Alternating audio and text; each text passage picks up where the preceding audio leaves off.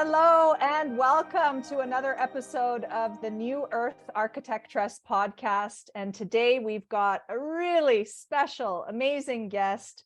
She is an advanced Feng Shui practitioner and interior designer. Her name is Amanda Gates, and she is also the author of Feng Shui for the Soul. For the soul, yes. And she's been practicing Feng Shui for many years and weaving this wisdom into her design practice, interior design practice. And she's going to share all of her wisdom, all of her experience, bridging spirit with form, bridging the world of nature and the elements with design and her success stories. Amanda, it's such a delight to have you on the show. Welcome. Well, thank you for having me on. We always enjoy talking to one another and just sharing our stories. So yes, good timing, I suppose. I'm in the midst of a move and the moving company is going to be here this afternoon. And so it's a little chaotic over here, but it sounds like you've got some too. So that's great. Absolutely, Amanda. We were just laughing behind the scenes and I've got some laundry that is blown over by the wind. Cat is lying on it. Cleaning in process. Half of the cleaning supplies and luggage are outside of the tiny house. I'm still living out of luggage bags with no proper drawers. Welcome chaos. Welcome chaos. Yes. I think that's the theme of our world right now is how to just and I think it truly is an invitation. We were talking about before the show, my girlfriend saying that I've been given a lot of invitations lately. But I think what's great about this shakeup of sorts is that we've been kind of going in this direction of comfort and convenience. And I think we've all as a culture gotten kind of in a rut. Right. And so I feel like we've all been kind of in this basket and spirit is shaking the basket up. Yeah. We're like, whoa, what's going on? And it's forcing us to get very, very clear about what our priorities truly are, what's truly important to us, and what we really need in life. And it's helping us to really surrender and get rid of what no longer serves us. So that's the invitation. The truth is speaking forth from your throat, from your mouth, and that really resonates, Amanda. Absolutely. I love how you say it's like we're being shaken up in this basket and being forced to really get clear on what matters to us most. And we've gotten quite comfortable. Now, of course, the majority of the population, or rather, no, I wouldn't say the majority, but a fair size of the population is actually used to being in this discomfort, in poverty, etc. But, for us, I would say I'm a part North American, born and raised in Toronto. There was a lot, hot water, easy. You turn it on, hot water's there, right? Like just some basic comforts. And we're being forced to shake things up. It's an interesting dynamic. I mean, we're having a rent crisis here in the US. And so it's a huge dichotomy of the haves and the have-nots, and how the haves are really trying to come down on the have-nots. And so we're in this massive rental crisis. And so my rent went up $600 per month last year, and it's going up $800 per month this year. And it's so the wage gap is huge. Like my wages aren't increasing at that. No, they're not increasing at that rate. Yeah. So it's been so interesting because I was like, okay, screw it. I'm just going to buy a house. It's been cheaper to rent for all these years. And I have no debt. I've been investing in retirement and just socking all of it away. And so I was like, all right, fine, I'll just buy a house. But the housing market right now is also insane and very, very Right. bloated. Right. But what's been so interesting about this experience, you're talking about hot water, is the houses are so bloated right now that really what I can afford, which is so funny because 2 years ago I could afford a beautiful, lovely, amazing home, and now Yeah, they're all just 2 dumps. years ago. Yeah. Yeah. But what has been so funny, and my mom is in the trenches with me, is that very basic things are not available in these homes. So a garage is really important to me, and that's like non-existent. So we've taken that off the table. Laundry.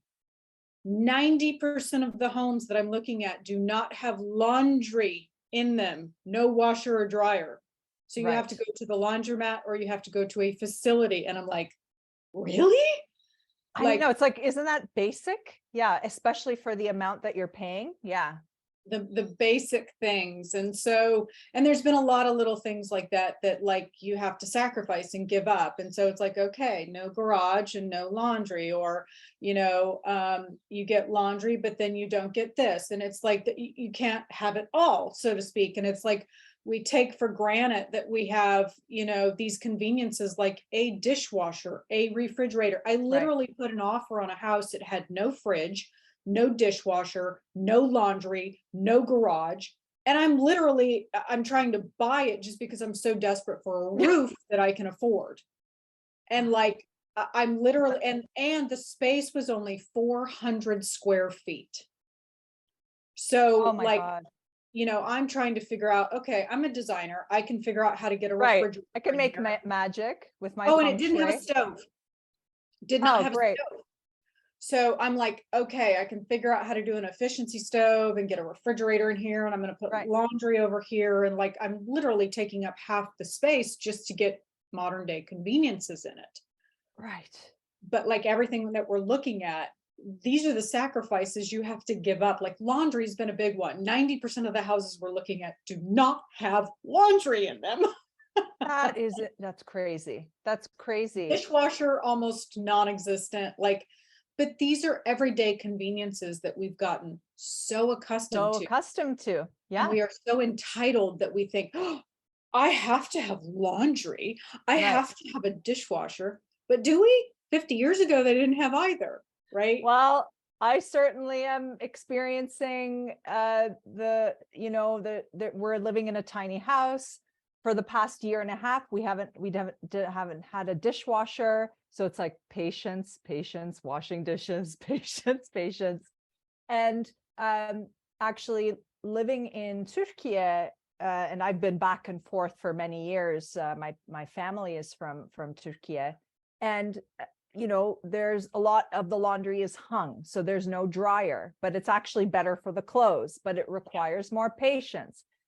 I remember going to my grandpa's, staying at his place. May he rest in peace. He's now passed.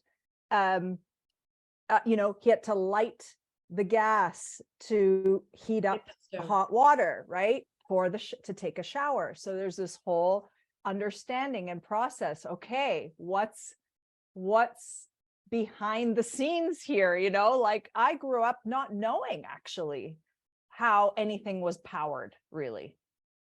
Yeah. Or how anything was heated.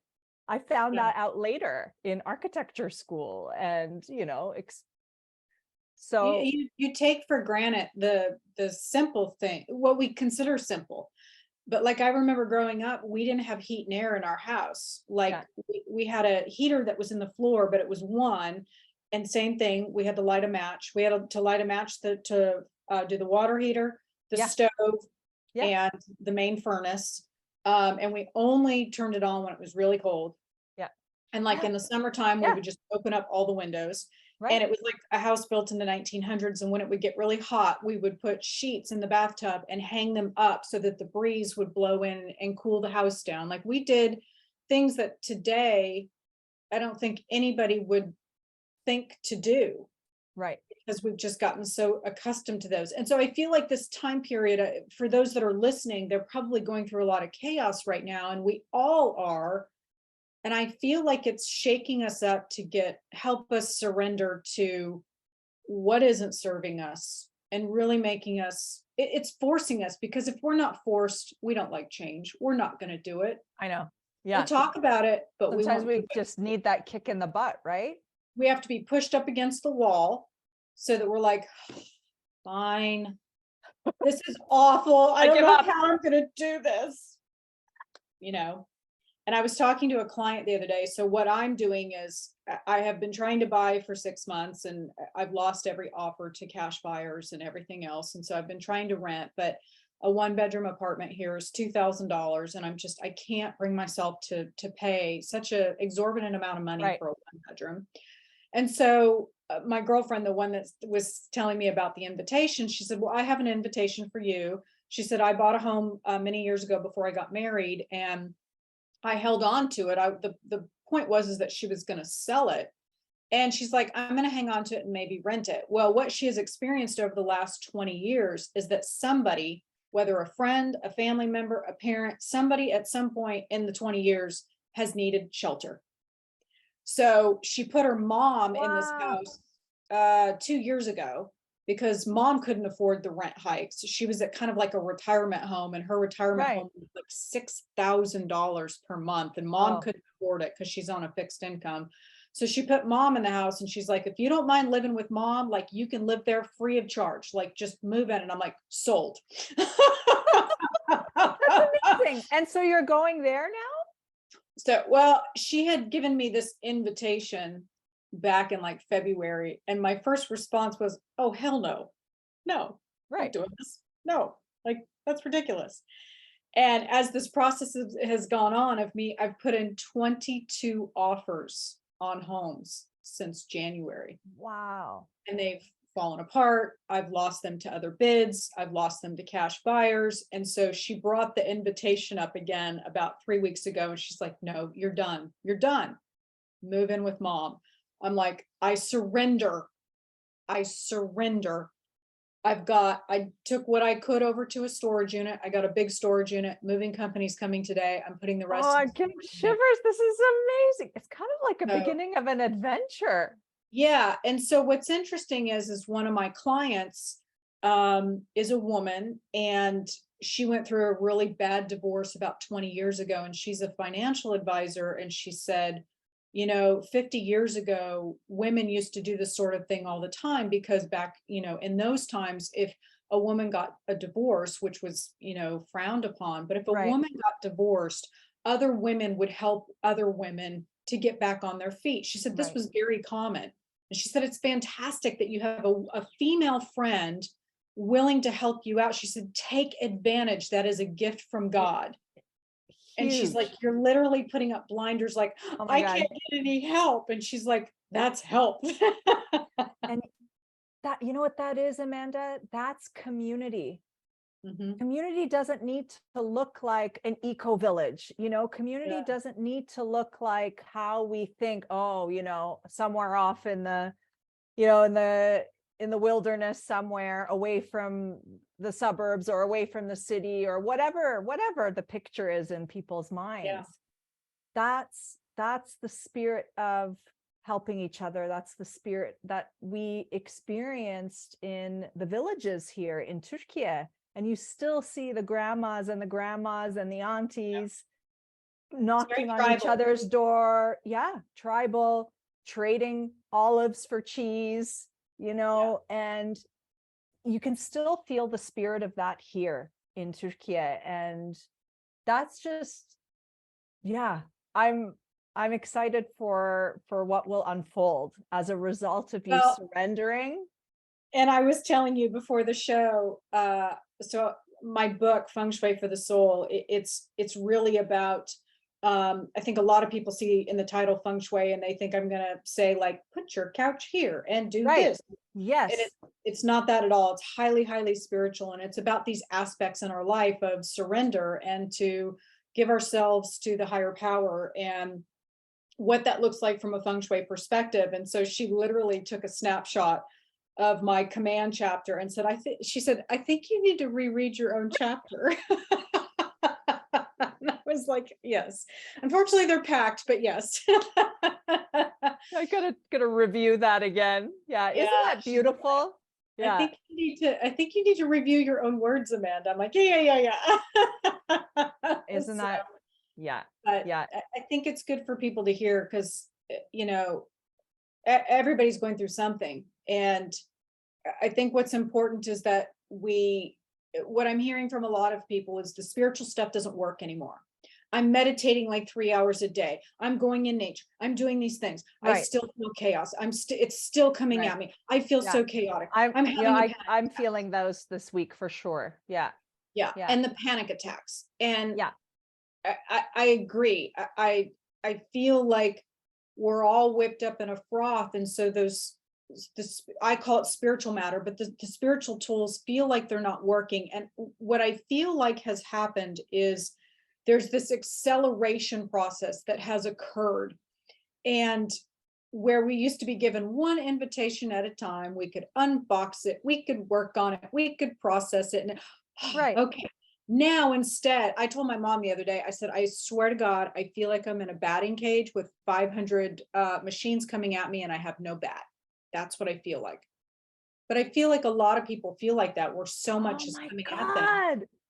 That's totally what I was experiencing the other day. Okay, continue, and I'll share a bit about our construction and all that. Yeah. Yeah, it feels very overwhelming. But again, it goes back to being pushed up against the wall. Like Right. I feel like it's like Oprah says, the spirit will come to you in a whisper, then it tries to have a conversation with you, and then it starts slapping you upside the head. And I There feel you like go. we're all getting slapped upside the head. Like we've had the whispers and we're just like, la, la, la, like we don't see it.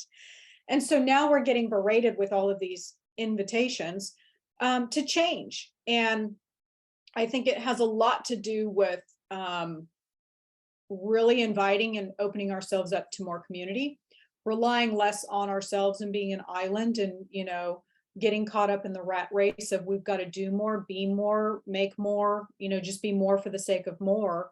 And I think that the universe is really trying to get us to break the cycle of this, you know, paradigm that we've created of working ourselves to death, being busy to the point of, you know, exhaustion, and just, Depletion. Yeah. Yeah. you know, and do more. And so I feel like we're all being shaken up to be forced to do things that we wouldn't normally do. Like I said, this invitation came to me back in February and I was like, oh, hell no. And now I'm like, okay, I'll do it, because so much has come at me. I told my girlfriend yesterday, I said, I surrender. I just, Whew. can't do anymore. But Yeah. I think that what I'm trying to get at is that don't give up on spirituality. Don't give up on the woo. Don't give up on the tools that you have. It's not that they're not working. It's that I feel like the universe was working on us with a shovel and it's now having to go in with like a bulldozer. Sledgehammer. Yeah. To really get us to wake up and to force us to pivot. And we haven't been willing to pivot. Ooh. We've been getting the invitations and we're like, la, la, la, nope, and they're like, all right. Yeah, it's like, I want to stick to my morning meditation routine, you know, meanwhile. Yeah.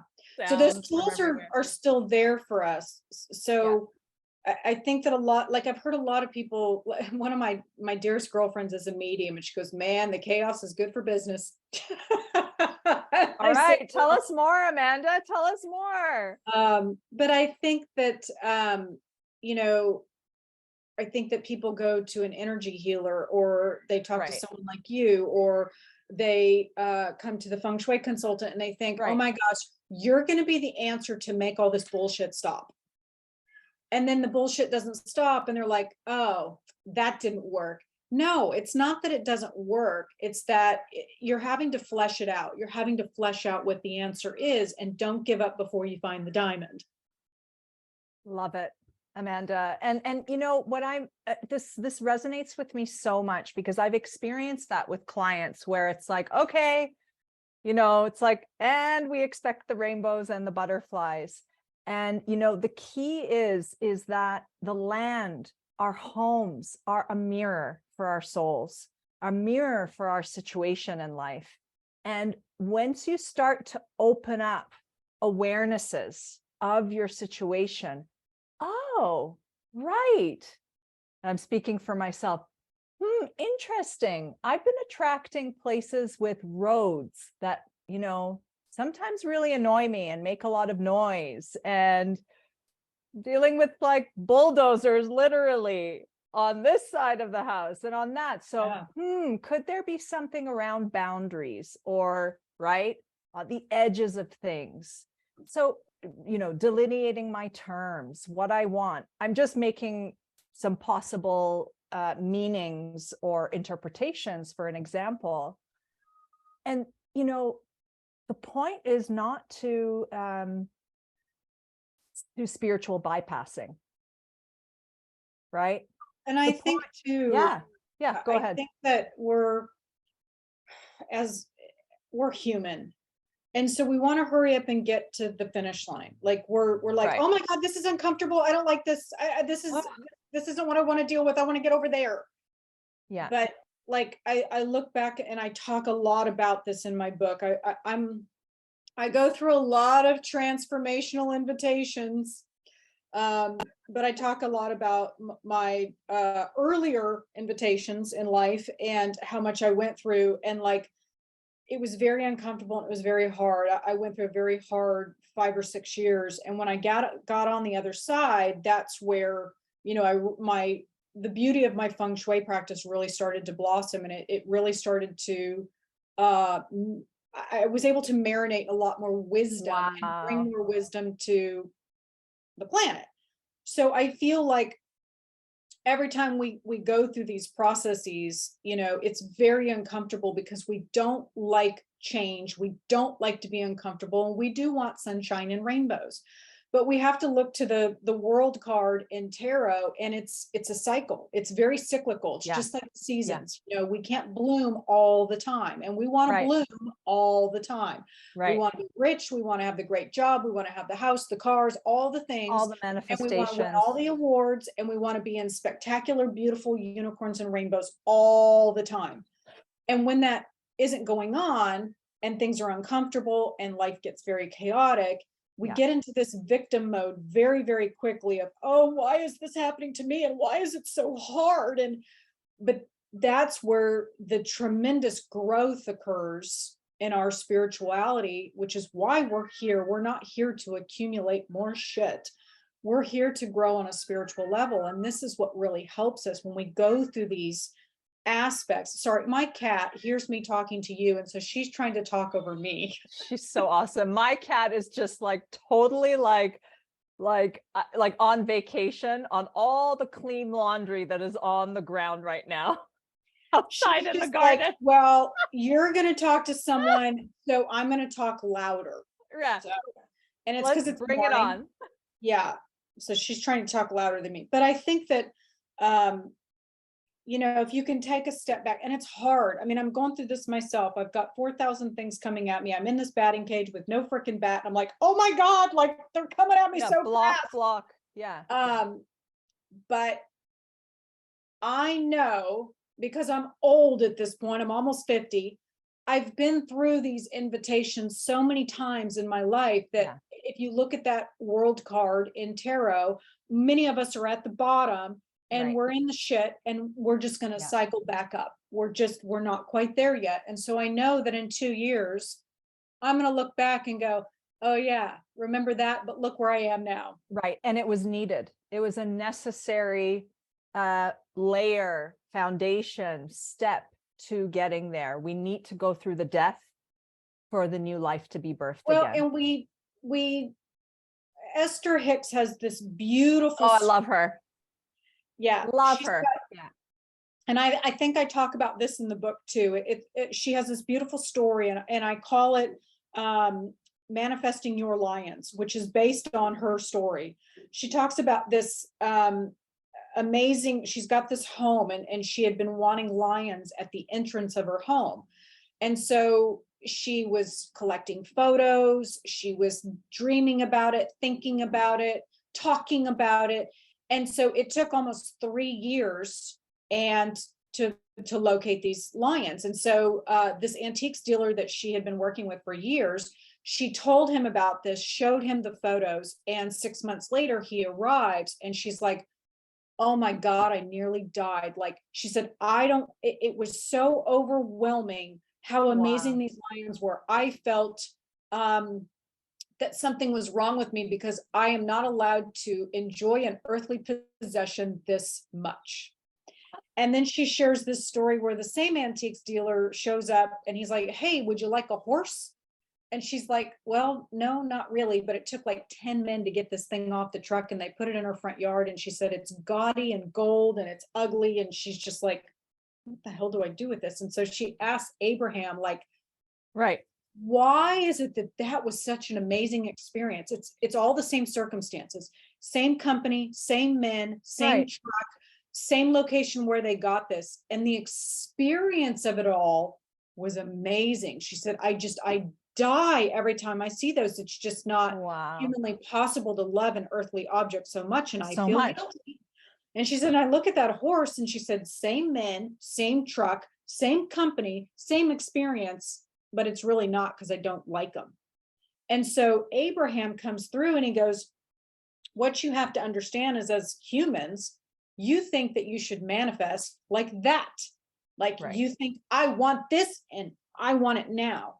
And he talks about how the spiritual realm works and how in 3D it's very dense here. And so the whole reason that we don't manifest things quickly is because we're kind of dumb and we're very immature and still in this dualistic.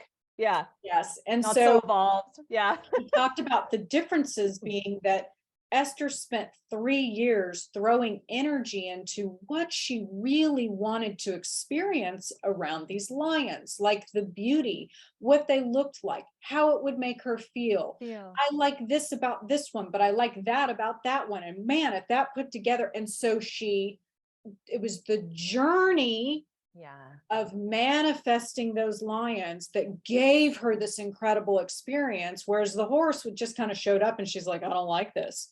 And a lot of us, I think, we get in these uncomfortable parts in our life and we just buy the horse. Oh, that's going to fill the void. That's going to fill the hole. That's going to make us feel better. And then we're like, oh, well, that didn't do it. So then we get and then the next day you're unsatisfied with something else. Yeah. And we keep whatever it is, whether it's the career, the marriage, the partner, the home, whatever it is, we're trying to satiate that thing. But we're not taking the time to really manifest the lions. And so what I've been trying to do, everybody I'm talking to right now is going through this chaos and there's no one quick fix. You're not going to be able to, get your house feng shuied and it's done. You're not going to get the energy healing and it's going to be done. You're not going to go to the psychic and they're going to tell you the answer. What it's going to look like is you're going to sit down and get clear about, okay, I'm going through some stuff right now and this is really chaotic and I don't like this, but what do I really want? What should this look like? And so that's where I've been really utilizing my own feng shui is I'm doing ceremonies and I'm manifesting my lions. I'm like, okay, I'm in the thick of it right now and I'm not very happy, but what I am going to get clear about is I don't want to be where I am. So we're going to focus on where I'm going. Yeah.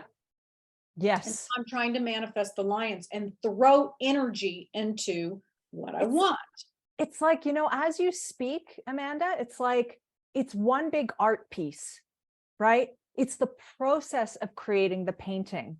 And I've been actually, I'm telling you, your words right now are like music to my ears and it feels so reassuring because it's, while there's been so much magic in the construction of our house right now, it's still really challenging. I'm dealing with a lot of things at the same time. And there was a certain moment where I was walking around cleaning the construction site. And I could notice, I'm like, oh, let's just get this done. I want to move in, we need to move into this space, have it all perfect and beautiful and photographed, right? All architects and designers want that, right? They want to show what they can create, what's possible. And I've been actually having conversations with my house now, that the being of the house, I'm getting to know the house. And I said to myself, well, and Spirit was talking to me then, what if it's about the journey? What if it's about the process? what if it's about the fun and the adventure and the unplanned aspect to building? And can there be a much more easeful, joyful, almost humorous way of going through this construction, rather than, just like what you said, expecting the lions to be right here, right now? And this just opened up a whole other state of being. And I noticed that the cleaning of the house took much less time than I perceived, right? And as I cleaned the construction, even I took care to make beauty even in something that's not complete, right? And so you take these moments, you put, I put some candles on the central stair altar, and I've actually even brought flowers in, and you should see the builders, right? Like, they're like, why are you bring like flowers and candles? We're not even done, Aisha. We're not even done the building. And I'm like, I don't care. It's going to bring really good flow. It's going to bring magic. And it helps their flow too, Amanda. It helps also the moving of energy. It helps also the bringing in of new things. So that just share a story in my book. Early on in my career, it was the day before Thanksgiving, and my client Barbara had called, and she was just screaming into the phone. I was at the grocery store buying dinner for Thanksgiving, and she just said something to the effect, they're doing it all wrong. Everything is wrong. He's laying the tile wrong. He's not supposed to. The tub's not here. Like, she's just broken. And I'm like, okay, like, hang on. She was like 50 miles south of, I mean, it was a good hour and a half away. I'm like, I'm on my way. And the tub had not shown up for her primary bathroom. And the tile guy was like, well, I don't give a flip. I'm putting the tile in. And we were like, you can't put the tile in without the tub, because you don't know where the tub is. Like right. Just putting the basic horse. Yeah. And there were a couple of other things. And what she was running into is, it was a bunch of good old boys building the house. And she was, very tiny. She was only like 4'11". And she kept saying, no, I don't want it that way. No, I don't like that. And they were just like bulldozing her, ignoring her. Yeah. And so it was a very pivotal moment in my career, because I had like my little bag of Feng Shui tricks. Right. And this was the first time in my career that I didn't have my little bag of tricks. Right. I literally left the grocery store, went straight to the house. And when I got there, I was like, oh my God, I am not going to be able to be the Feng Shui consultant, because I don't have my bag of tricks. Right. And I had to fly by the seat of my pants, and I had a conversation with the house. I literally said, okay, what is it? Where are we falling short? And what is it that we need to do? And I just sat there for a moment. I closed my eyes and I looked at Barbara dead in the eyes. And at this time, she had not really hired me for Feng Shui. I was an interior designer to her. Right. And I grabbed her hands and I looked her deadpan in the face and I said, are you ready to get to work? And she just looked at me and she said, yes. I grabbed a Sharpie from my car. It was like an old beat up trash Sharpie. There was an old Home Depot bucket on the floor. So we started going through the house. I took that Home Depot bucket and I was slamming on it like it was a drum. And she was singing gospel. I was doing mantra. We were writing love letters to the house with the Sharpie, like how amazing she was and how beautiful she was. I had an old, like really gross melted candle in my car, and we found like an old set of matches that most of them had been destroyed from water, but we were able to get one lit. And we just made shit up as we went. And then we sat down on the floor and she continued to sing gospels. I continued to do mantras. And we basically asked the house to forgive us. We're so sorry. We're so sorry that we allowed this to occur. Thank you so much. And we basically just did a ceremony. And when I left there, it was raining, it was super cold, and I didn't feel like we did a damn thing. But she, like, her anxiety level had come down so much, and that's all that I cared about. Like, I wanted to make her feel better. Yeah. And we went through Thanksgiving, and then the following week she called me and she goes, Amanda, I don't know what the hell we did, but the contractor quit, the entire crew left, a new crew came in, and she said, these guys saw the love notes that we wrote on the 2x4s, and they were actually asking me questions like, what is this? What does this mean? And she said, you know, we did a ceremony on the house, and they were like, oh my God, this is so cool. We want to do this too to our houses. There you go. So we literally ushered in yeah, the energy that was aligned with where we wanted to be. And this new crew listened to her. They got the house to where she wanted. And for me, it was a pivotal moment in my career on the importance of, you don't need a damn thing. You need yourself, and you need the conversations with God, spirit, universe, whatever you want to call it, tree spirits, and just move forward. Just do what's in your heart and fly by the seat of your pants. And like, I didn't think that we had done a damn thing, and we had done so. What a celebration. What a celebration. And your intuition, right? Both of your intuitions, yours and your clients, like the power. But I think it's such a great story about the power, because so often we think, oh, I can't do it, but Amanda can do it, or you can do it, but I can't do it. And you have more power than you've been led to believe. And our whole lives, especially as women, we're told you're not enough, you're not smart enough, you're not pretty enough, you can't do those things. And it's like, hey, women architects, designers, are you listening? Are you listening? Listen to what Amanda's saying right now. You have the power. You have the power. You have all the tools within you. And there are no rules. There's no like, this is what it needs to look like. I think I've shared the story with you. My girlfriend and I were on my way to my mom's house, and we were outside of Illinois somewhere, and we were almost out of gas. Yeah. And there was a accident on the freeway, and the traffic just stopped. We were sitting on the road, and we were going to be 90 minutes until we moved again. And I was like, oh my God, we're going to run out of gas. And I looked at my girlfriend and I said, let's get to work. And so we turned around, and she looked at her phone, and she's like, Amanda, there is not a gas station for 20 miles. We're not going to make it. And I said, the hell we're not. I said, you start throwing intention into a gas station, I'm going to start doing mantras. So I started doing mantras, and I'm calling in the goddess of mercy. And I'm like, I need your help. And so I'm doing a ancient mantra. She's visualizing a gas station. And what we really wanted was just any gas station, but in particular, we wanted a Shell gas station, because her mom was paying for any gas at any Shell gas station. Oh, perfect. She probably had a card. Yeah. Right. So she's like, okay, well, it says to turn here, and we're turning down this road, and it's just corn stalks all the way down. And I'm like, are you sure? And she's like, I don't know if we're going to make it. I'm like, we're going to make it. driving along. We go up and over a hill, and at the bottom of the hill is a gas station. And she's looking at her phone, and she's like, but the phone says it's not for another 15 miles. There you go. And there was a I just got shivers. gas station.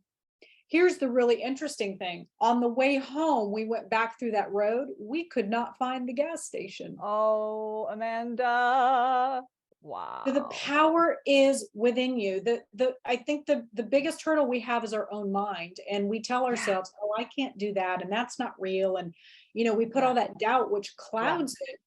But if you go into it with 150%, I'm going to do this. I'm going to manifest those lions. By God, you are going to do it.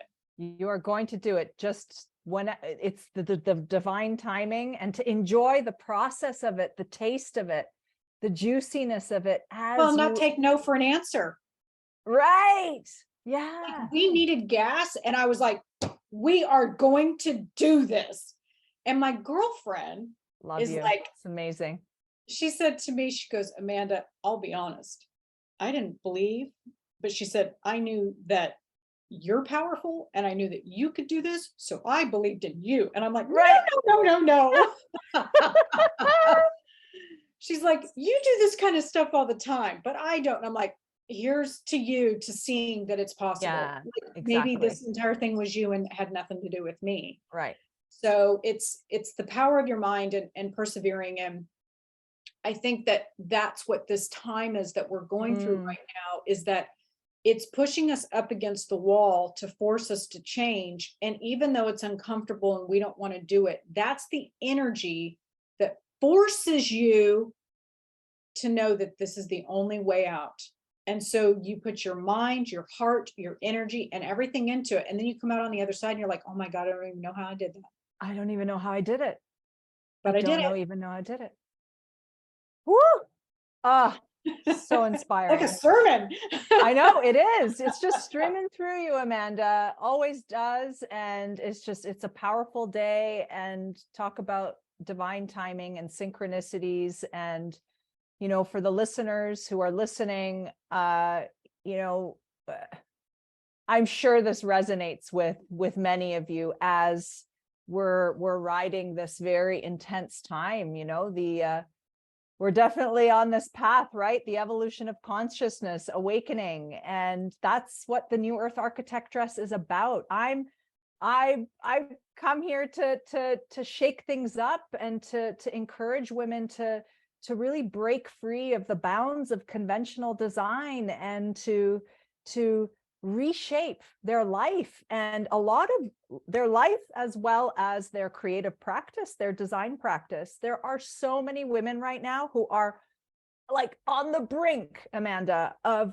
quitting their jobs, depleted, stressed, overworked. There are some women that I've been in communication with that didn't even get proper benefits and time off when they had COVID, like long haul COVID and all this stuff, like really inhumane practices. I'm not saying that all firms are like this, but there's just like this real squeeze in every compression in every aspect of our lives right now. And it's forcing you to really go deep within and listen to what your soul is meant to do. What's your calling, and to unleash your intuitive powers. We've been repressed for a really long time.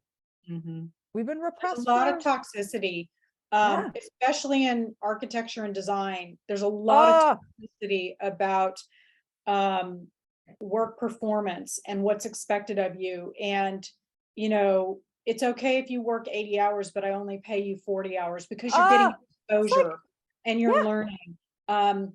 There's a lot of that nonsense in this world, and a lot of abuse, and no retirement plans, no health benefits, working long hours, working on there's a lot of that shit. No boundaries. And I think that which is what we were talking about earlier, is the lack of boundaries. And you know, we've really been fed and bred to believe that it's this go, go, go mentality, and really the sweat of our backs for someone else's sake to let them get rich. But, you know, our health is deteriorating. Our stress level is through the roof. We're not growing in any way, shape, or form other than anxiety, overwhelm, stress, you know, debilitating depression. And I think that the invitation is, okay, we've been going in this patriarchal paradigm for far too long. What if we pivot and go over here where it is a little bit more delightful and enjoyable, and there's a lot more creativity in it, it's more fun, and my God, maybe there isn't so much stress and you might be happy. We don't even know what that is, you know. And as older folks, there's a part of us where we've been in this grind for so long that a lot of us don't even feel like it's possible. Oh, we can't do that. We can't possibly it's just like that. That's not how things are. It's not reality. Yeah. That's a luxury, and that's indulgent. How dare you think like that? And then the millennials and the Gen Zers come along and go, oh, hell no, I ain't working like that. Right. I'm not going into the office, and I'm not working more than 40 hours a week unless they're like building YouTube like businesses, like making like tons of money, some of them, you know, like really like out of the box they're stuff. Coming in with different software, and they're thinking a new way, and they're the ones that are pushing back.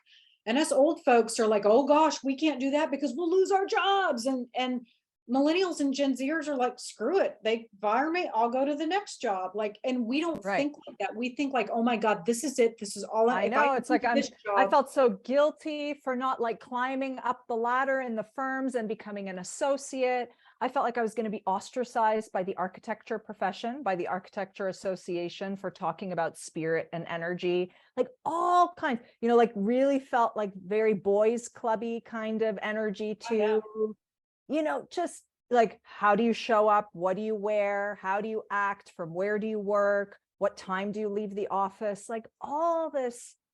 And you feel guilty grip on us. Yeah. If you try, like, I remember early on in my career, the design firms that I worked at, I would feel guilty if I didn't work past 5 o'clock. I would work guilty if I didn't show up at 7 a.m. in the morning.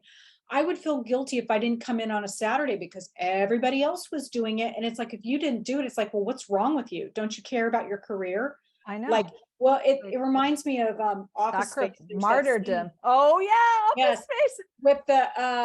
With the oh, I can't remember what they called it, but all the pins, and Jennifer Aniston wasn't wearing all the pins, and like, well, everybody else is wearing 15 pins and you're only wearing 5. And she's like, yeah, okay. Yeah, she didn't care. Yeah, and that's kind of like what it, but you know, a lot of people want to blame the millennials and Gen Zers as being lazy, and it's not that they're lazy, it's that they're pushing back and saying, no, this is not right. We don't want to work like this. Like, we truly want work-life balance, and we want to work and we want to get paid a living wage, and we want a personal life. You know, we've never even been, that's indulgent. Want to be nourished, very well nourished. Yeah. Yeah. And what's also really beautiful about millennials and Gen Zers is they're taking care of their personal health. Like, mental health is such a big thing to them, and they go and see therapists, and like, oh my God, back in my day, if you went to a therapist, you did not talk about it. Right. Like, you were broken and something was wrong with you. And now everybody, like the younger, it's like normal, right? Yeah, to have a coach, to have a psychologist, to do, and they don't care about the material things. Like, they don't care about the cars and the house and the material stuff. Like, they're not working themselves to death to buy shit they don't need, to impress people they don't like. Like, they don't get caught up in that. And that's the paradigm that we were really fed. Like, I remember going through design school, it was like, what they really taught in design school is you were not successful if you did not have a design firm with a minimum of 5 employees and you were bringing in $1 million in projects a year at minimum.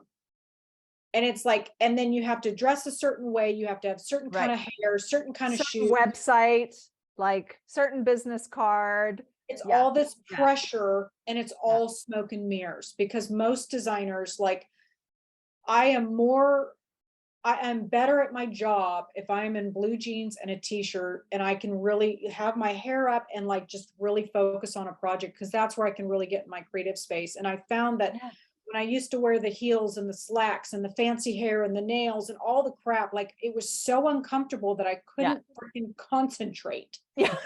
But I felt so, it's about flow. Yeah. And I would feel so judged if I didn't look a certain way and be a certain way. And it's like, I'm so glad that things have relaxed. And I'm curious to see another big paradigm shift that's starting to occur is because of COVID. A lot of people started working from home, and commercial real estate loans are not like residential, where residential gets 30-year fixed loans. Commercial, they re-up every 5 years. So a lot of those commercial properties are getting, they're being forced to refinance this year and next year.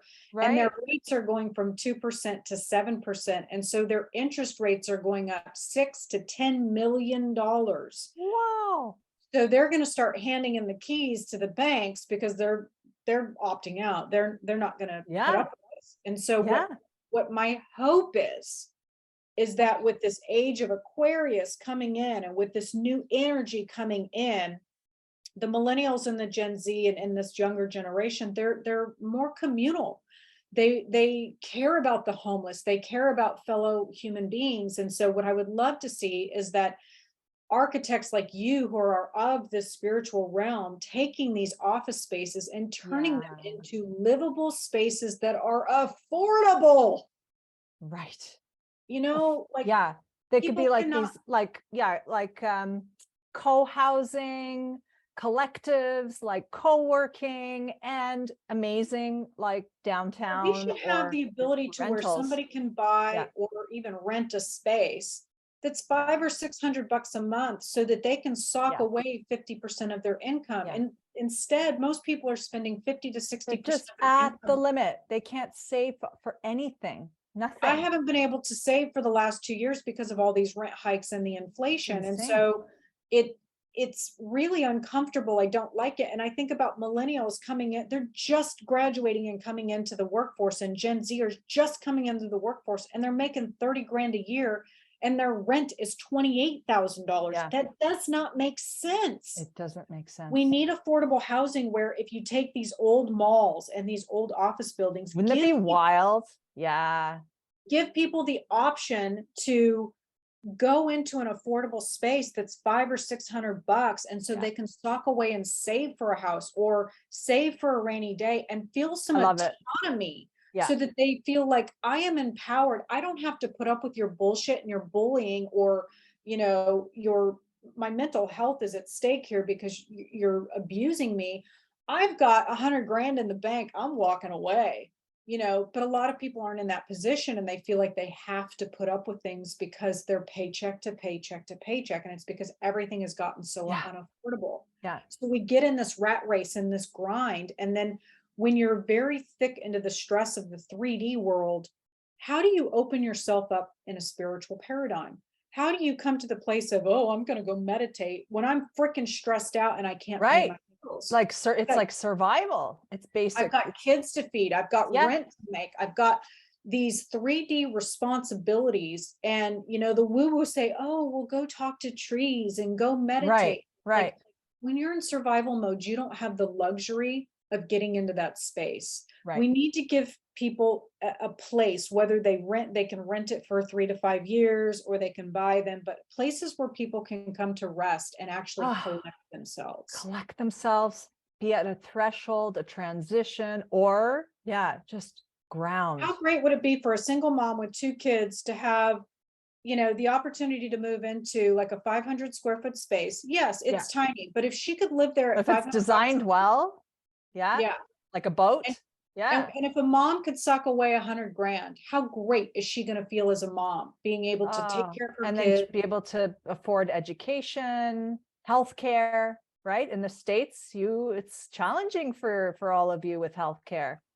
Yes. So, and you get in this place where you're in survival and you're so scared to say no to your boss, and oh, okay, I got to work on the weekends. Oh, okay, I've got to work late. Oh, okay, and I'm not getting paid extra, but if I don't do it, I'm going to lose my job.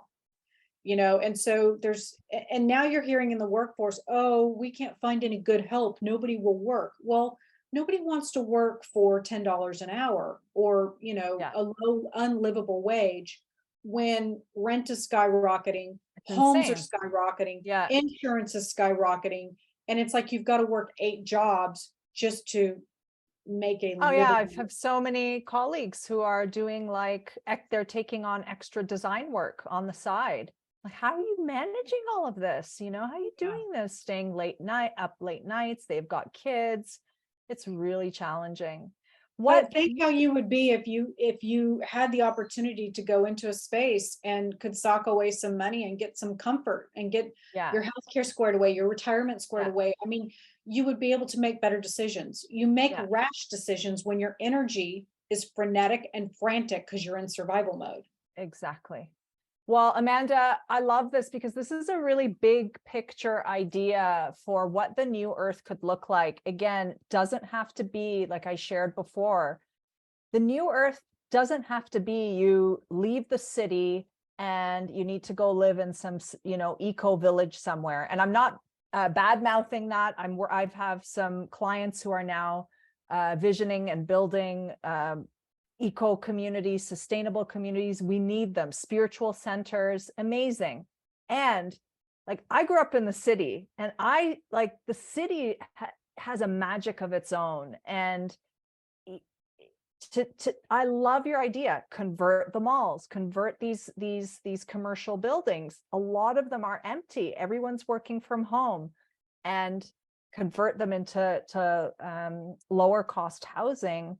That's the new Earth. And to think of a way of, you know, whether it's like a co-housing model, build green, you know, have green roofs, vegetables being, you know, planted up on the top. There's some really great, you know, models from the city that really can Think about bring your malls. vitality. Yeah, Nobody goes to vitality to the malls. downtown. Yeah. You know, and like we've got a mall here. It was built in the 90s, and like I probably haven't been there in 20 years, but like I think about all those shops, and like the whole center of the mall could be green space. You could put Yeah. trees and Oh grass and yeah. lawns and Yeah. all kinds of cool things. But every one of those retail spaces, you could easily put probably 5,000 little apartments inside that, if not more. If you do like 500 to 600 square feet, Yeah. you could put little tiny homes basically inside of these spaces, and it could be quite communal because everybody within that building in that green space could be neighbors, and it could be Right. quite communal. And like I agree. I think that this could really be a part of the new Earth where we bring the cost of living down and give people dignity and the ability to not have to do shit they don't want to do just because they're trying to keep a roof and food, you know, over their head and food on the table. Like, Yeah. what if they only had to really work 30 hours a week just to get a little bit of income in, but the other, you know, 30 hours, 40 hours a week, they could spend doing something they loved, like writing a book, painting, teaching, you know, and not feeling like they were being taken advantage of, and feeling like I have to do this to make extra income because I have rent to pay. Like there could be such beauty in the sense of bringing your nervous system down and bringing us back to a sense of community. And like, how great would it be if you lived in a space like this and you needed childcare and the lady next door can watch your kids for 2 hours? Yeah. I mean, Amanda, what you're talking, that's beautiful. What you're talking about has actually already been tested, created in Europe. A lot more of the socialist social structures. There's some amazing housing models, you know, from the 60s, 70s, 80s, 90s. Even in Turkey, we see them. We see them here. They're much less in North America. But even now, the quality of them are lost, and we need to go back to that. We need to go back. It's very doable. The problem is that the policies that are in place are really focused on protecting more of the 1%, and there's an agenda that is not helping the 99%. And I feel like the biggest issue with the people who are in office and the people who are quote unquote in charge, which they're really not, but the people that are making the policies and putting things forward, they're putting things together that benefit them and not the 99%. Yeah. I have a client who is one of the representatives in my county. I didn't realize that it was who it was. And when I showed up to his house, I was like, oh my God, you're so and so. Right. And I said, we're about to have a conversation about rent that's going on in your county. He had no idea that rent had spiked 50% in his own county. And I said, my rent went up $600 last year. It's going up $700 this year. I said, I'm making the same wages that I was 2 years ago. So yeah, you do the math. Yeah. And I said, and everybody in my complex on my wing, we're all moving out because we can't afford to live here. And I said, and this is happening in your county and you don't even know about it. He had no idea. Yeah. Yeah. And that's the problem, is there's a disconnect with the people that are in office and running the show, so to speak. They're so far removed from their communities. And like this particular person, he makes probably $1.5 million a year. He cannot connect with me. He can't relate to me because he doesn't know what it's like to not be able to make your rent. Right. Right. So we need to have people in office that are making $30,000, $40,000 a year and having to feed kids and put them through school and put so they get what it's like, so that they understand what their people that they represent are going through. Because we're not going to see beautiful things like malls and offices be converted. And like my girlfriend, she's a contractor. She's been trying to get tiny home communities built here for the Right. homeless. She's trying to set up communities so that the homeless can inhabit one of these Yeah. tiny homes for 2 years so that they can rehabilitate and get back into the Amazing. workforce. Ah, such a great project. Yeah. And the county will not allow it Yeah. because they Yeah. don't want homeless people in the city. They're Oh, trying yeah. to But get them that's not out. the Like, solution. Yeah. you know, and Meanwhile, we're yeah. trying to come up with a solution to create, you know, a better place for people. And it's And like, a chance, a doorway, an opening, right? Into a and we've new got a world, lot of into a new life. seniors that are Yeah. displaced and homeless. You know, we think of homeless as, oh, these dirty people that are on the Right. street. Like It's like, drunkards or heroin addicts. Yeah. and Yeah. technically, hello, I'm homeless. Right. Technically, you know, Judgment. I'm going to stay with a friend, but I am technically homeless right now. And Yeah. so if I had the Oof. opportunity to go to a space that was $500 a month, I could Yeah. bring my nervous system to rest, which technically I am. I'm going somewhere rent free, but you know, like Yeah. No, not but still. everybody has that option.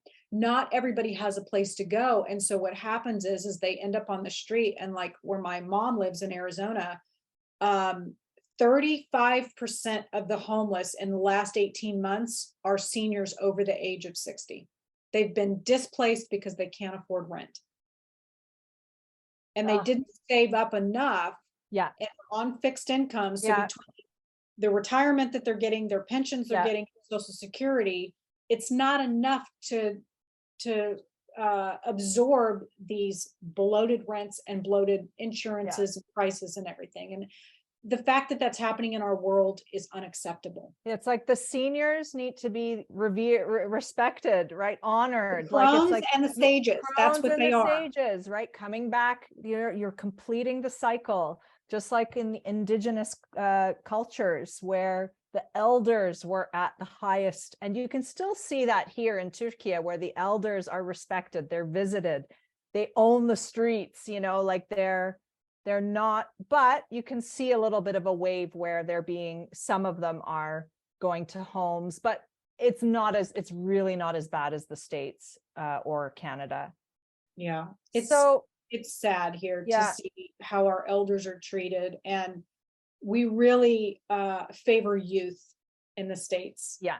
Yeah. And like, especially for women, we herald youth. And it's like, once you hit a certain age, it's like, you're useless. Right. Right. Yeah. Well, Amanda, this has been an amazing conversation. As we wrap up, I'm just like, woo, it's like just been like this.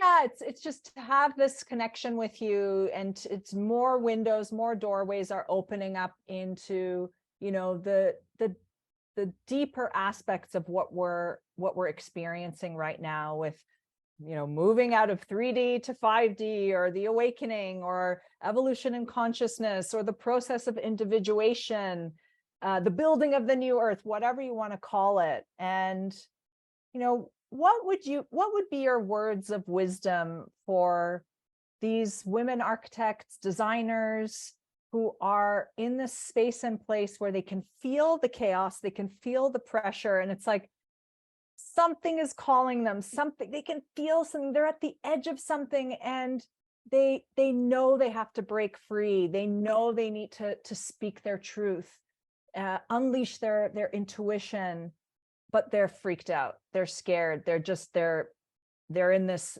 cage still. What would you say to them? What advice would you offer?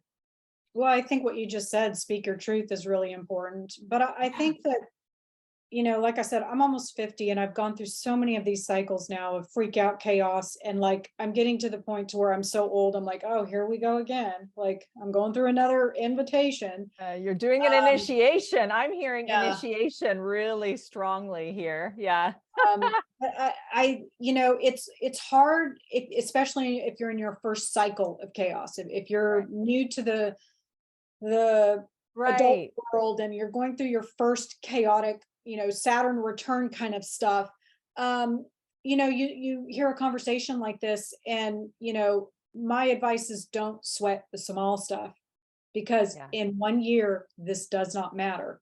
But if you're in your very, very, very first cycle and you're 28 years old, 27 years old, you're freaking out. Everything feels like it's falling apart and you feel like, oh my God, I'm not going to survive this. Well, guess what? You are. Everything's going to be fine. I have been through so many of these horrific cycles. And I mean, every time, like I remember my first one when I was in my 20s, I lost everything. I lost my house. I lost my cars. I lost my husband. I lost my business. I lost everything. It was during the '08 crash. I lost everything. And I was diagnosed with cancer. And then my cat died. I mean, it was just one thing after another, after another, after another. And I swear to God, I thought, oh my God, if I make it out of this alive, like that, I was getting to the point to where I did not think I was going to make it out alive because it was so much stress and it was so chaotic. And I was having probably 2 to 3 panic attacks a day. I could not breathe. But here I am, I'm almost 50, still alive, made it through. And I talk about this period in my life in my book, Feng Shui for the Soul.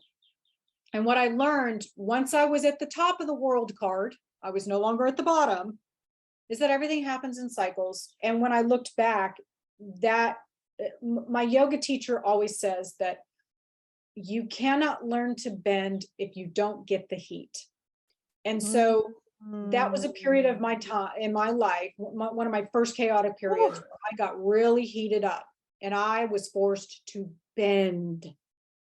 And I made it through. I got to the top of the world card and I was able to look back once I was at the top of the mountain, looking down, going, wow, I am so thankful for this. I'm thankful for this. Right. The cancer diagnosis completely flipped the script on my health. Like I became a vegetarian. I started eating very well. I started doing yoga. Like it flipped the script for me.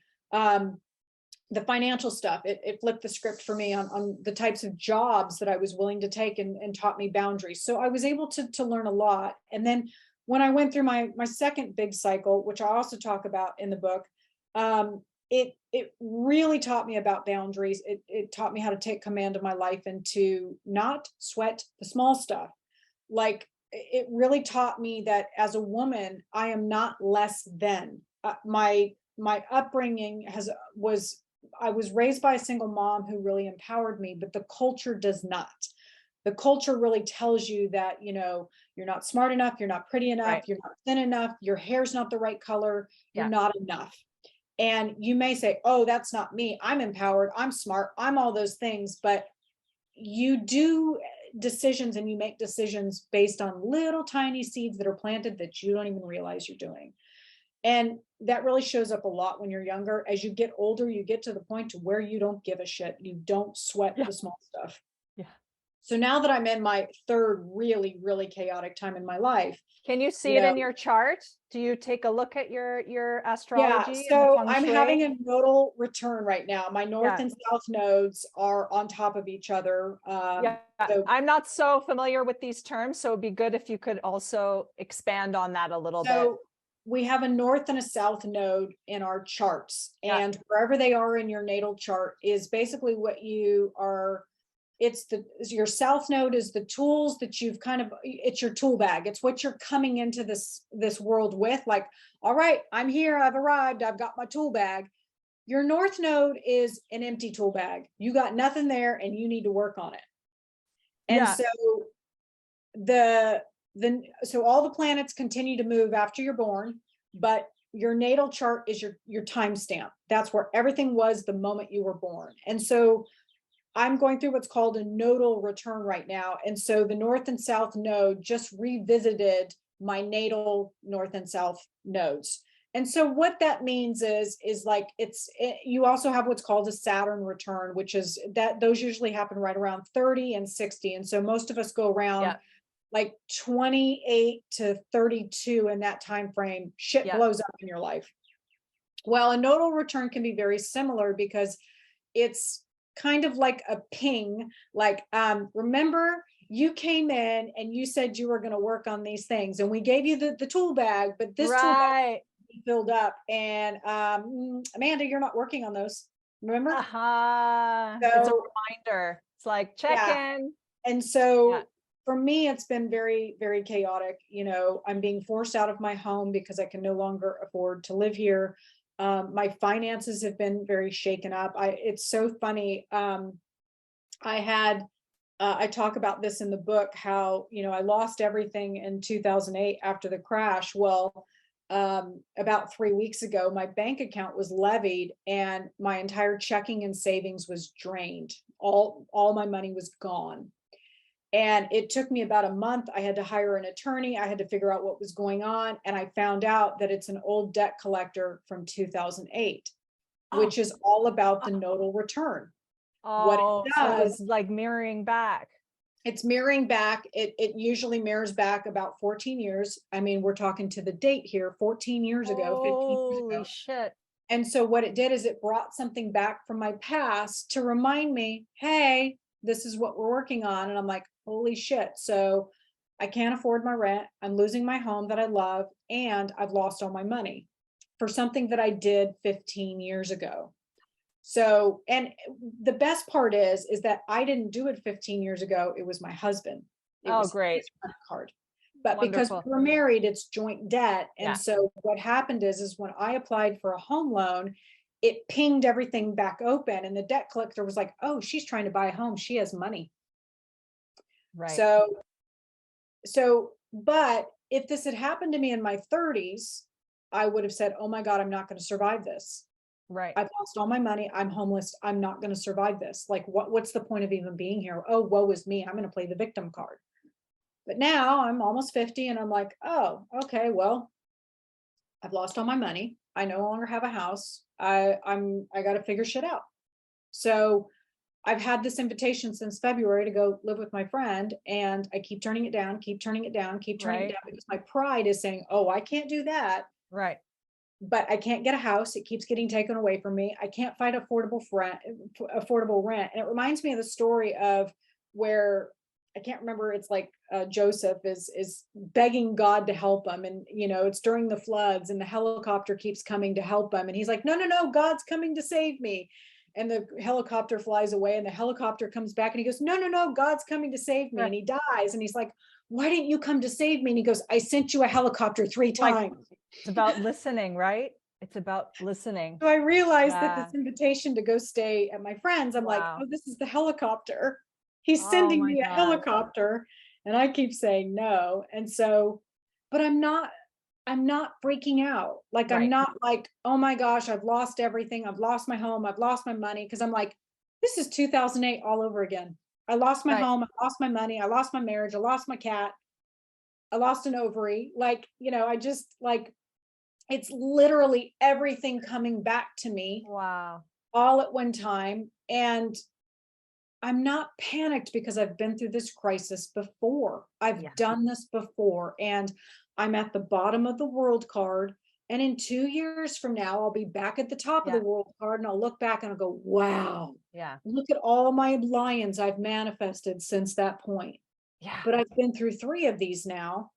And so, if you're young and you're listening to this and everybody I'm talking to is battling crises, don't sweat the small stuff. It doesn't matter, because at the end of the day, no matter how chaotic it is, we always land on our feet. We always land on our feet.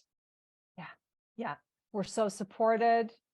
And we don't think we are, and we have blinders on, and we're like, oh my gosh, I have no money, I have no friends, I have no family, I have nothing. But you open those blinders up and you're like, oh, I guess I could go stay at my friend's house. I don't want to, but I guess but we have options and we choose not to see them. So, if you're working at a job that is abusing you or you don't like, you're thinking in your mind, I have no choice. Wrong. You always have a choice. Yeah.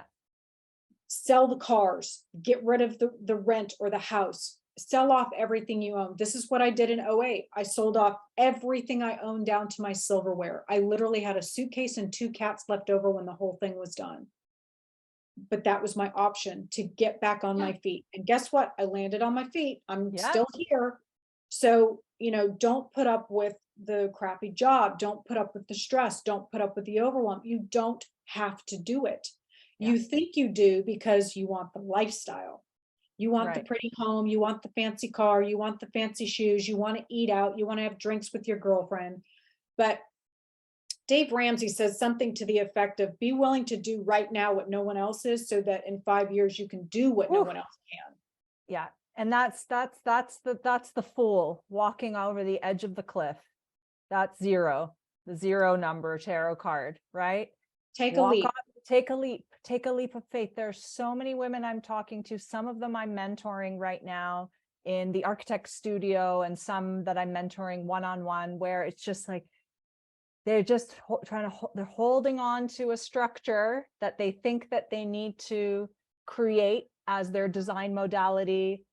But there's something bigger and more mysterious at this point that's waiting for them on the other side of the and how about more fruitful? We tend to strangulate where we are to the point to where the energy can no longer flow to us, and we hang on for dear life of, oh my God, I don't want change, I fear. And women in particular are very risk adverse. They do not like to take risk, and they don't want to look over there because it's scary. Yeah. But the universe works like a vacuum. If you hang on so tightly to this thing, whatever it is, the relationship, the career, whatever it is, the universe cannot bring you any new opportunities. It can't bring you any new, shiny, fancy, exciting things, because you're too busy strangulating the energy that does not serve you. Yeah. As soon as you let go of that, something comes into your life. And that's what happened to me with the first crises, is that I finally surrendered. I was like, okay, I give up. I cannot do anymore.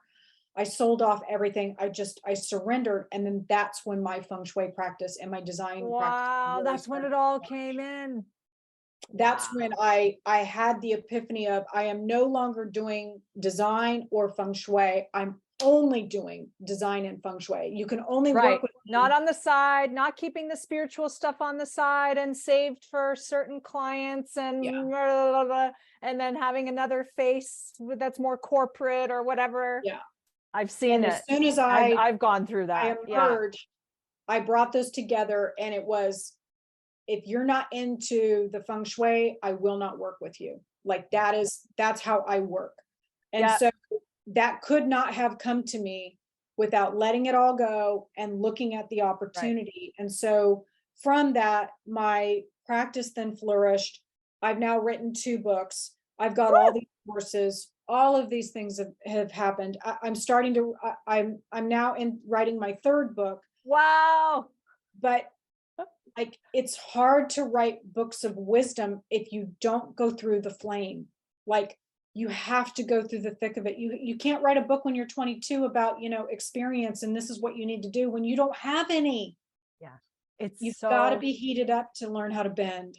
Back to the cycle. There's a reason why there's the seed. There's a reason why there's the stem, the leaf, then the flower, then the fruit, right? And then the ripening, and then the falling away, right? Of the going back to the seed. Yeah. Think about, the acorn. It takes 20 years for an oak tree to fully get developed to basically its teenage years. It takes 20 years for it to be a teenager. And as humans, we're like, but we want it right now.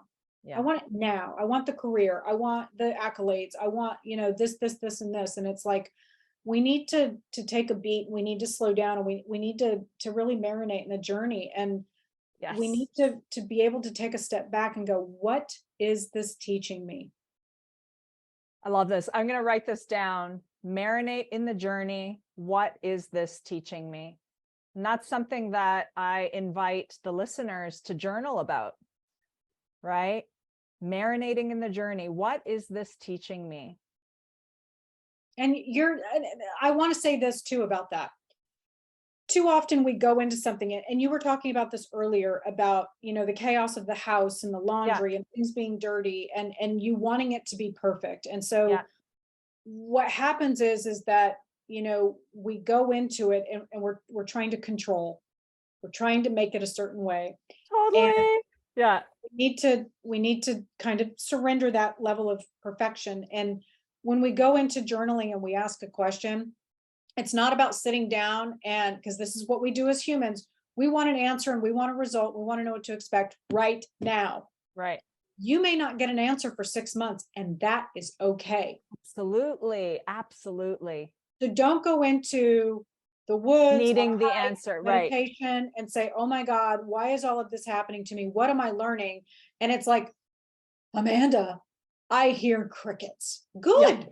Sit in the silence, because Yeah. it's when Yeah. you can get your nervous system to come to rest. And it's that Yeah. throwing energy into it where you're marinating in the process. Yeah. And then That's you the feminine. yes. And Yeah. you get the aha. It's that yin energy coming in, and you get the aha, and you're like, oh my God, I get That's it. totally what it is. It's the But you yin. only get the answer when you're ready for it and you can understand it. Yeah. Yeah. That's the Wow. problem. A lot of times we may get the answer. It's that whisper, and we're not paying attention. Absolutely. I love it. Yeah. Marinating in the process, the yin energy, sitting in the silence, and not forcing the answer to come, and to trust. That's actually what being, pregnant is like, or gestating something, right? Gestating in the womb of the feminine, of the yin. There's a mystery there. And one of the outcome. I always want to know. I want to know what to expect, and I want to know what the outcome is. And here's the thing. That's a very masculine thing too. Yeah. Yes, it's very patriarchal in nature, and wanting to know the outcome is frivolous and it's stupid. And here's why. Your 3D Like mind, lay it down. Yeah. yes, it's trivial. We'll say that. It's very trivial. Okay. Because what happens is your 3D mind is very limited. It's very linear and it's very limited. So you think that the outcome should be this way, and the universe over here has gazillions of amazing unicorns and rainbows, and you shut it down because you say this is the outcome. It's got to be a blue one. Yeah. Let that go, because the universe has something far more beautiful, magical, amazing, grandiose, so much bigger, better, happier than you could ever imagine. Yes. But your 3D mind can't even put that into thinking. It can't even imagine it because it doesn't know it's possible. Right. So you want to go into that questioning with wildlike curiosity, childlike wonder, and go into it and just say, yeah, I am open and ready for all possibilities. Yeah. So that you get this 3D view of everything that the universe has for you, and stop expecting the outcome, and let go of the fear. That's the hardest thing as women, because we're so diverse. The fear can be debilitating, and we can drown in the what ifs. I've done it. What if I move in with my friend and it goes to hell in a handbasket? Yeah. What if, I do that? What if? And we always go to the negative as opposed and it's always to the negative. What if? Isn't it interesting that we haven't been programmed to say, well, what if, all of a sudden I meet someone and we go on an adventure to Peru, and then that leads to another thing, and I end up, buying beautiful textiles and opening up a shop and selling the beautiful textiles in this shop and starting a collective, and whatever that leads to. But it's like, what if this doesn't default work to out? the negative? We think the worst case scenario. And I think that I saw this a lot when I was married, whereas my husband would just jump off the cliff and he would apply for jobs that he was not qualified for. And he would just say, screw it, I'll figure it out. And I'd be like, oh my God, I need to know 150%. I need this degree. I need this certificate. I need this. I have to be worthy. I have to show up with all this in a bag of chips. And we don't like taking risks, especially if we're single. We don't like taking risks because we've worked so hard, and we have to work 3 times harder than most. I looked at what my husband did and how he did work a lot of hours, but he didn't work hard. Whereas I've always worked hard and I've put in a lot of hours, and I never made what he made. And he barely graduated high school. And that used to really irritate me. I read a lot. I got a college education. I feel like I checked all the boxes. I've done all the right things. And it's like, he still made more money than me. And there's definitely a a shift occurring where I think that the gap is I don't think it's closing in, but I think that there's more awareness now of what's going on. And I think that, again, this is where the kids are coming in, and they're showing us that that's not all there is. Money is not the most important thing. Whereas we've been taught that it is the most important thing. We've got kids at my place that are, 25, 26, and my boss will throw extra money at them to hit certain numbers, or he tries to motivate them with money, and it is lost on them. It's like, oh, we have to work on a Saturday. No, thanks. Oh, we have to it's like, work out. bye. We like our Yeah, no self-care. We like pleasure. We like having fun.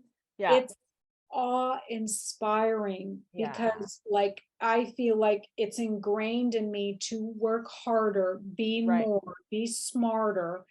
And it's like, and I also have in my mind, like, oh, well, I've got to do this to please the boss. I want to make sure he's happy. Yeah. Whereas the millennials are like, you don't like me? I'll leave and go get another job. Yeah. And I'm like, oh, to think. What a risk. Yeah. So amazing.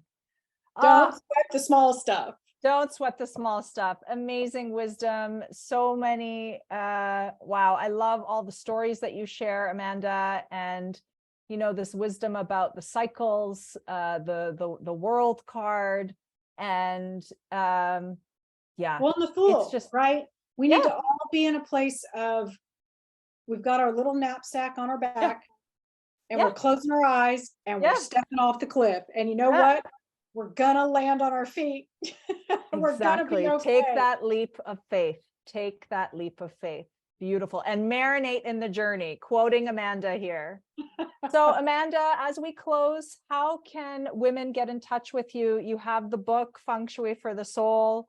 Any other courses, workshops? Best thing is just to go to the website, gatesinteriordesign.com. Gates Interior Design. Yeah. Everything floods to there. The book can be found on Amazon. It's Feng Shui for the Soul, How to Achieve More Om from Your Home, which I'm really curious about my current journey because, my whole career is based on home and energy. And what does that look like when you don't have your own home?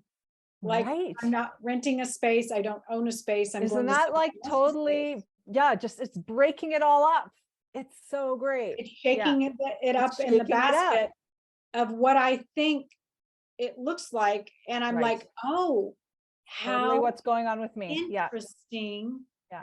Like I'm adding this whole new bag of tricks to like, what kind of book is going to come out of this? Like, so, just being able to take that step back and if you're in chaos, like, not defaulting to, oh my God, all these horrible things are going to happen.